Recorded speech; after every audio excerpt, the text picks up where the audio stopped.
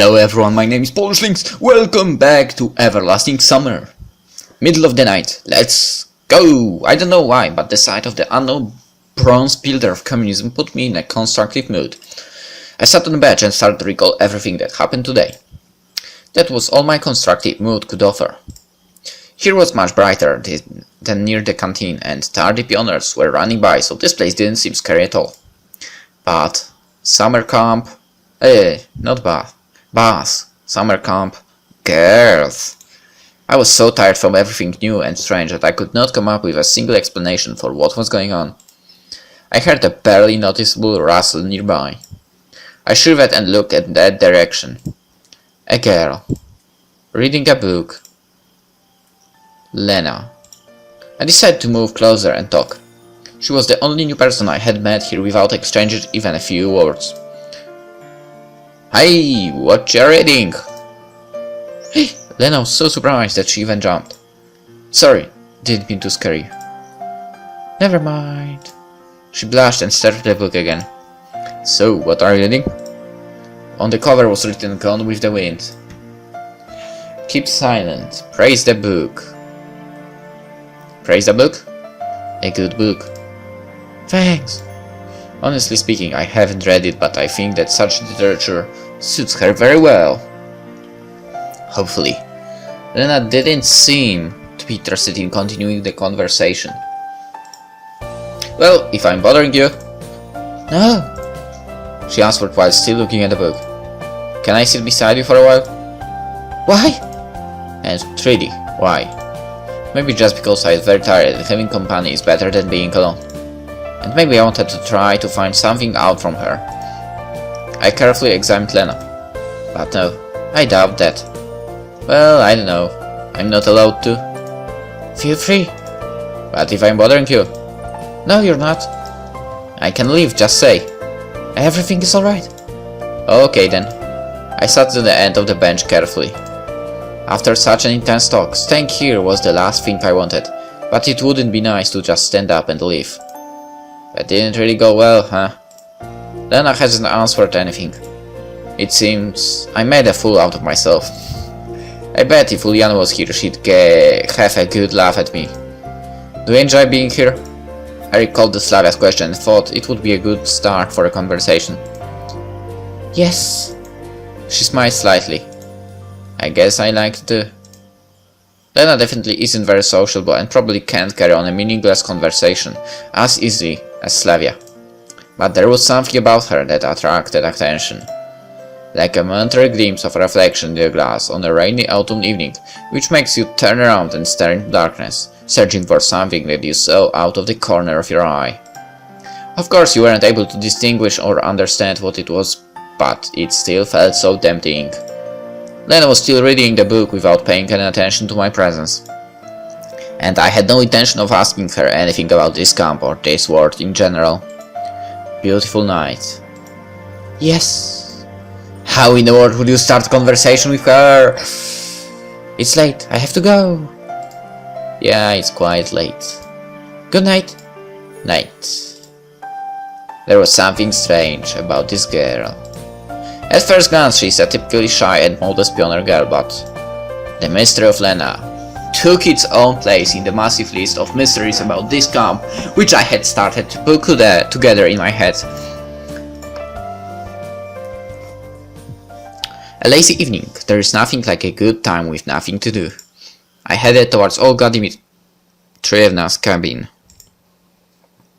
The light in the house was on. Hello, Semyon. You're quite late. Yes, I'm quite late. No. Yeah, I went for a walk to look around the camp. Alright, you will be sleeping here. She pointed her finger at one of the beds. Right here? I was a bit surprised. Yeah, is something wrong? We are out of 3 cabins anyway.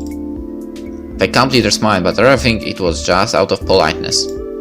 You do want to be a decent pioneer, don't you? There was a clear emphasis on the word decent. Yeah, sure. I was lost in thought for a moment. Don't you mind it, mademoiselle? She looked at me oddly, with surprise and some offense in her eyes. A pioneer should respect their elders, Oganitrevna said strictly. Of course he should, no one argues with that. I blundered, not realizing what was wrong. Shouldn't you also? She stared at me. Under such gaze, even mentally forget by the best dwarf master from the deepest dungeons would melt. Should I what? What's up, Toots? Annoyance and the lack of understanding made me raise my voice. You must raise adults appropriately. Yeah, of course, there are a lot of strange things here. But this girl is just a couple years older than me. Or maybe even younger. But I decided not to argue. While just a few minutes ago, I would never have called her an adult. I have to admit that she was also given a strong character. And in any case, I wasn't in position to argue. As you say, madam, I mumbled. That's much better. That is how a decent pioneer should conduct himself. And now it's time to sleep. Honestly speaking, I was going to become neither a decent nor an indecent pioneer. Just yesterday, I was going to become a pioneer at all. But do I have choice now? If you don't want to, we'll have to make you. This is the motto Olga Dmitrievna was probably going to use. I clambered onto the bed and closed my eyes, only to realize how tired I was after today. Something hammered in my head awfully, as if my brains had started a night shift. And they seemed to be aimed for at rolling still than working on something more sensitive. The past flew through my mind. And the square with the monument. The canteen full of pioneers. And the malicious face of Uliana. Slavia. Lena. And even recalling Alisa didn't give me too much of negative feeling. What if I'm here for good?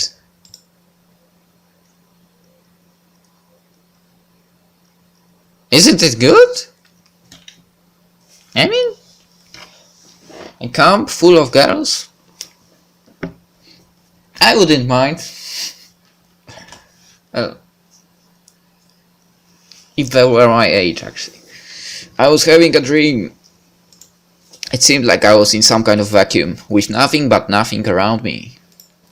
But not only around, I was the only creature in the universe. Okay, as if the universe had returned to a state of singularity right before the Big Bang. And something was just about to happen. Suddenly I heard a voice.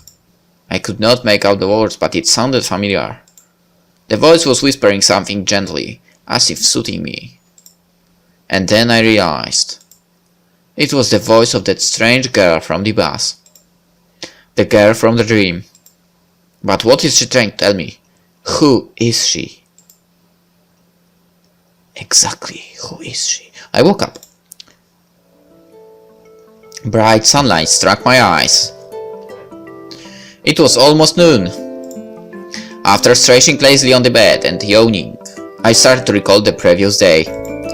In few seconds, all its events passed before my eyes. The bus, the camp, the local inhabitants. No, that's just wrong. And that poster is still something that I don't like. It's freaking creepy.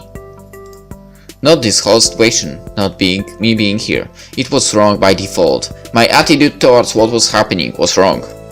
Because yesterday I fell asleep here just like that, and before that I chatted nicely with the local pioneers, even managed to crack a few jokes.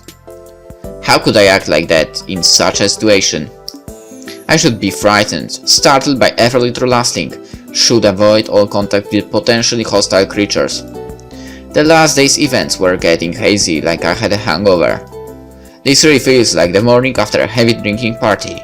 Yesterday's natural, flawless, absolutely normal conduct becomes a nightmare in the morning, a grotesque illustration from Divine Comedy. Yeah, it's just like that, and I can't change the past now. Then again, I had probably assessed the situation and was acting accordingly.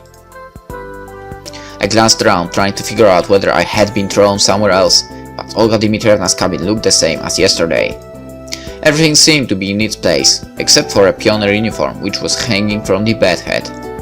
I fumbled with it in distrust and tried it on. At least this is better than walking around in winter clothes. Wish I could see myself, bet I look like a clown.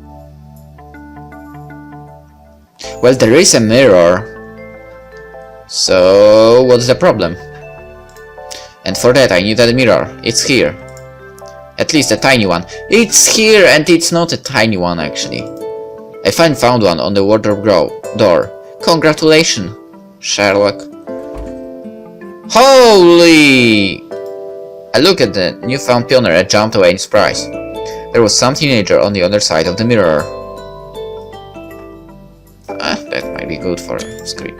He resembled me, but he wasn't me. Where did the weak stubble go? Where were the bags under my eyes, the slouch and the deathly fatigue on my face? It seemed that I had not been thrown back in time or into a parallel reality, but instead had simply changed bodies with someone else. Right, that's real simple. Such things happen every day. I took a closer look at this stranger, and only then I realized that it actually was me. It just wasn't today's me, maybe the one from between my school and university years. Well, at least that's something. There you go. The person in an extreme situation did fail to notice the elephant in the room after all. But the camp leader noticed it, and last night she told me off for addressing her without proper respect. Screw that. I doubt my appearance affects anything else. If the clock was not lying, breakfast was long over. Well, I tried to find something in the canteen. It worked out well yesterday with Savia, didn't it? Those memories made me smile involuntarily. The sun was shining brightly outside, a light breeze was blowing. A beautiful summer day. I had not felt so good in the morning for several years. All problems were gone, vanished into clouds that were white as snow. Olga Dmitrievna came out of nowhere. Good morning, Semyon. Morning. I smiled, doing my best to show that, no matter what, my morning was indeed good. You only arrived yesterday, so I decided not to wake you up. But breakfast. Never mind, here, take this. She handed me something wrapped in paper. Judging by the oily stains, there had to be sandwiches inside. Thank you. Now go wash yourself. I was about to leave. Wait a second.